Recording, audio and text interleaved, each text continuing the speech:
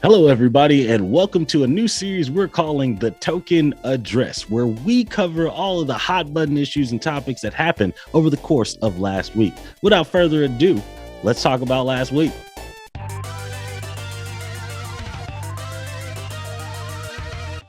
Dave Chappelle was attacked on stage during a festival show. A guy named Isaiah Lee ran up on homie, gave him a good old-fashioned spear tackle, which I have to say Dave Chappelle took pretty well. Luckily, his security and a great deal of other celebs were there to have Dave Chappelle's back. The individual was carted away in an ambulance with all sorts of injuries. It was quite an interesting time, terrifying in some ways, but I'm really glad that the comedians there were able to pivot in such a way that was like fun for everybody, which could have been a tragedy that night. Of the celebrities present, Chris Rock was also there, happening to make a joke about the Will Smith slap heard around the world, stating, "Was that Will Smith?" after the situation died down.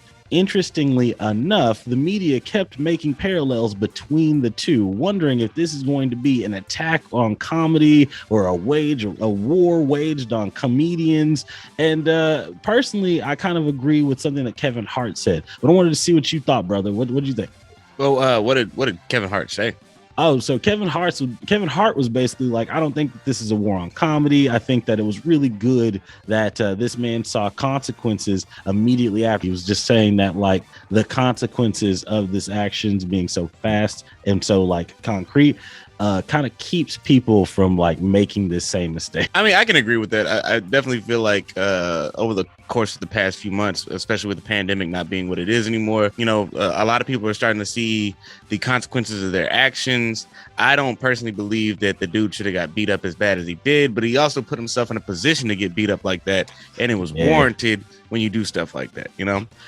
My concern, Dave Chappelle actually made a comment about the attacker being trans. Yeah, I remember that. And a lot of people were pushing back on that, saying that there was some sort of narrative to it. Personally, I believe that he was just riffing at a complicated time, just like how Chris Rock was saying, "Was that Will Smith?" You pick an op, but I'm just not fond of putting trans people in that op position. Yeah. No, I get it. It's like, why put my name in your, like, why did you even bring us up in that situation? Like, we just barely got cool again. So, I mean, I get it, but the same with like, just like you were saying with Chris Rock, is that immediately after, the big slap situation, Chris Rock made a joke, kept the show going, that type of thing, right? I think that's the cool thing about comedians in a way, is that there's a lot of ways to react, but the ones that are really good are the ones that are kind of like rolling with the punches. I think it was just the trauma of like people seeing, it's like, oh snap, like that could have been really bad. And I think that people were just trying to immediately subdue this individual. Nobody knew what homie had. I mean, after finding out it's just a knife and this dude had mental issues and was looking for clout. Well, how do you feel about the media immediately labeling this person a rapper? That just shines a terrible light on rappers and ethnic people in general. Whenever something like this happens, you immediately have to find some type of like reason that this person's interested, some fun factoid about this person. And so like when you Google search Isaiah Lee, oh, he's got some music on Spotify, he goes under some rap name that I don't care about and I'm not going to give to you because I don't care about his music. And so they start connecting the dots. I don't think it was like a master plan. Was it at least good? Was the song good? Nah, something about people being a joke. Like, you is a joke. You is a joke. Kevin Samuels, polarizing figure, YouTuber, and image consultant, unfortunately passed away a week or so ago. He died of heart complications. Unfortunately, I don't have the full details, and I don't think that I'm the person that'll give you all of those. But what I will say about Kevin Samuels is that it's just sad that he's passed at 56 prior to 60. I know that he wasn't the most agreeable individual, and he definitely had some views that I didn't agree with, but I still mourn the man. I find it interesting that the internet had taken full chance to keep that same energy about the way they felt about that man. Bro, like, what you feel about like God rest the dead? I'm pretty big on it. I definitely think that if somebody passes away, the immediate aftermath is not the time to bring up all the terrible things they did, unless they were just unequivocally a terrible person. It's a little uncomfortable to see.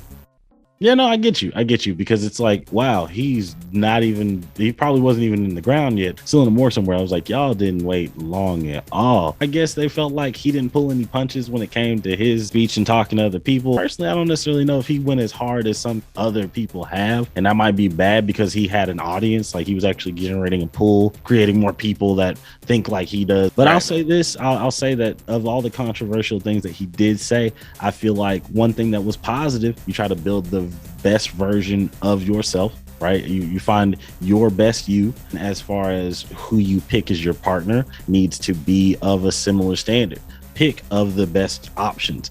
And some people felt like the things he categorized as like the best options weren't necessarily emotionally sensitive. Considerate.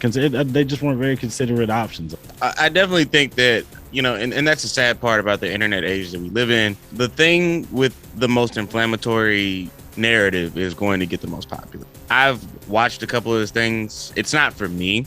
I'm in a happy relationship. I see the value for it. And I know that he had a previous background in like male improvement. He even went on record and said, you know what, I'll be way more popular if I just come on here and talk mess about women. And, it's just sad to me that, it's such a particular demographic that reflects directly on my own culture. But at the end of the day, you don't have to listen to anybody. You can pick and choose who you indulge in. If you took every word that he said like as gospel, then you're probably a clown. They weren't people that you would have dealt with in the first place. Not even in your same circles. These guys were individuals looking for keys, looking for information, trying to find possible father figures. There's a lot of reasons that a young man, or heck, even a grown man, would try to find solace in somebody telling them that they could be worth something and that they should have something. Some people have never heard that. Definitely worth mourning. God rest the dead. R.I.P. Kevin Samuels.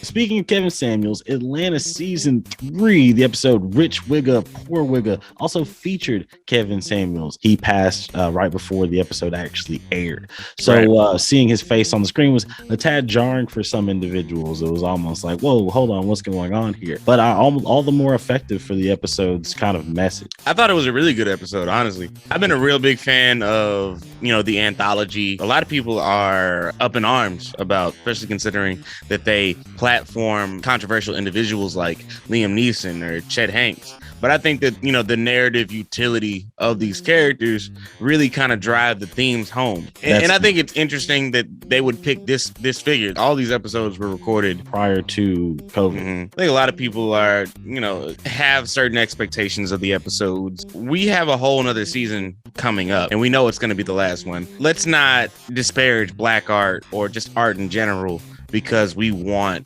narrative. There was a really, really awesome interview on YouTube. I wish I could remember the link, talking about season 3, how they, when they wrote it, the headspace they were in. And what really struck me was that they were like, this overarching like feel of this season is the curse of whiteness. So once I heard that, I was like, oh, now it's clicking even more. Was that Chet Hanks? That was indeed Chet Hanks. To the Bone?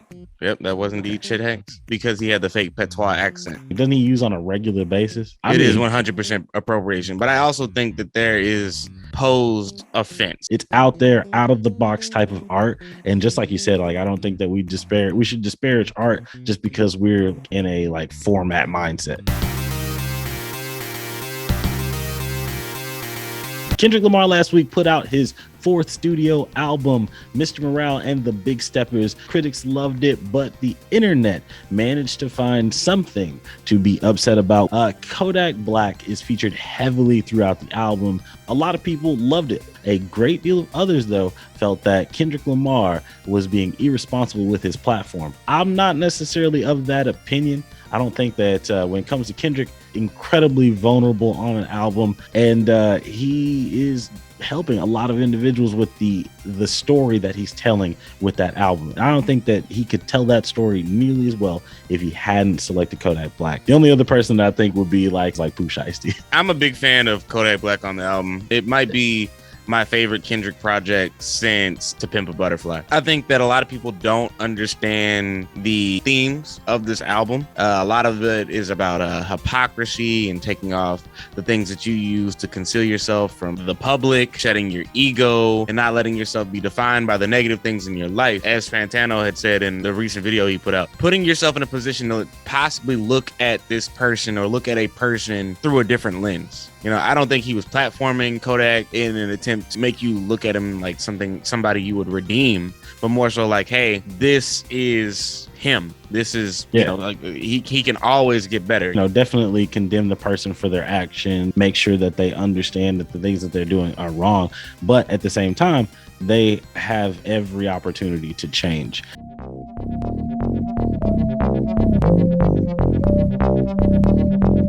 On Twitter, somebody tried to use a racial slur, came up with something called Nightskins. I don't know if that was a thing that's in their underground little area or something from their hometown, but they threw it out there on the internet thinking that they were going to find a great deal of people to back them and use that as a slur from then on, and actually got completely suplex reversed. Thing caught wildfire amongst the young Black creators, letting them know that they had no power and that we were going to now steal it, take it, and make it our own. Now you see hashtag Nightskin in terms of using this word and bringing the power back. I think that's a dope thing, but some people have an issue with taking someone's slur and trying to make it a trend or a thing. Yeah, I'm definitely in that category that thinks this is a terrible thing. I think that trying to reappropriate this particular term in this particular instance is not worth it, possibly damaging, and a little bit socially irresponsible. Mainly because, internet trends become what they are, and internet trends become history. Just like in the God, rest the dead, the Buffalo shooting, a lot of these things just started on the internet. They started in Discord and they started permeating. The more we make casual racism a joke, especially in a space that we're starting to get so much ground in, the less credibility we allow ourselves to have. I get that, because it's like they're completely unaware of like how much we actually use this to harm them. I can say with like the N-word, right? It has a complex history. It's been used for a very long time. It wasn't always like that. It started out as a punishment, and then eventually we were using it against each other sometimes as an insult. Like I can see that portrayed as well. And then it just morphed over time to become something different. With the Nightskin thing, I don't know. Maybe it's because the internet moves so quickly, and that like, okay, someone saw this and immediately said, no, we're going to stamp that out.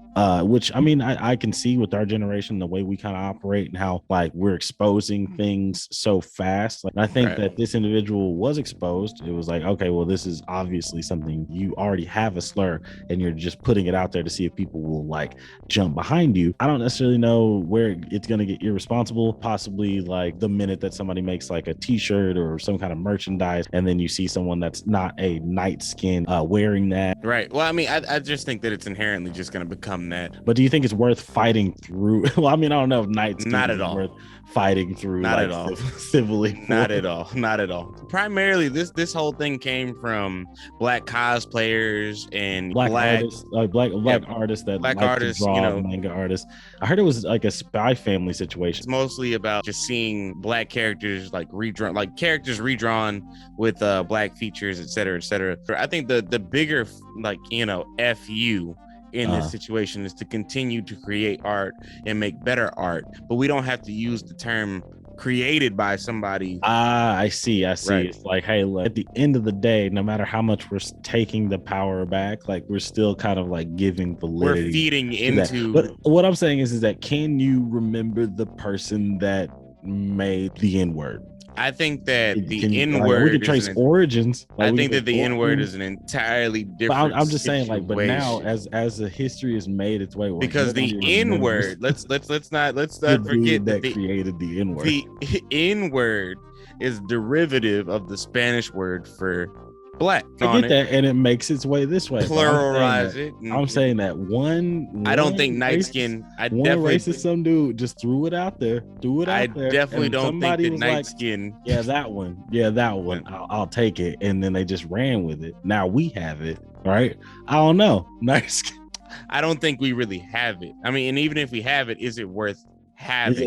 Is it worth fighting for? You I know, get you. And so let's see where the tug of war of Nightskins versus Nightskins versus versus vampires. vampires. Either way, yo, this is the token address. We kind of talked about everything. We appreciate you. Thanks so much for clicking on the video. If you enjoy this content, please don't forget to look at the rest of the videos on this channel. Check us out on Instagram, TikTok, also our other channel, Token Well Spoken, where we do video essays and talk about more serious topics. Thank you again. Don't forget to hit subscribe, check that like button. I don't even know if we're doing that anymore. If we don't, then we don't. But I love you guys. It's the Well Spoken Token. We're signing off.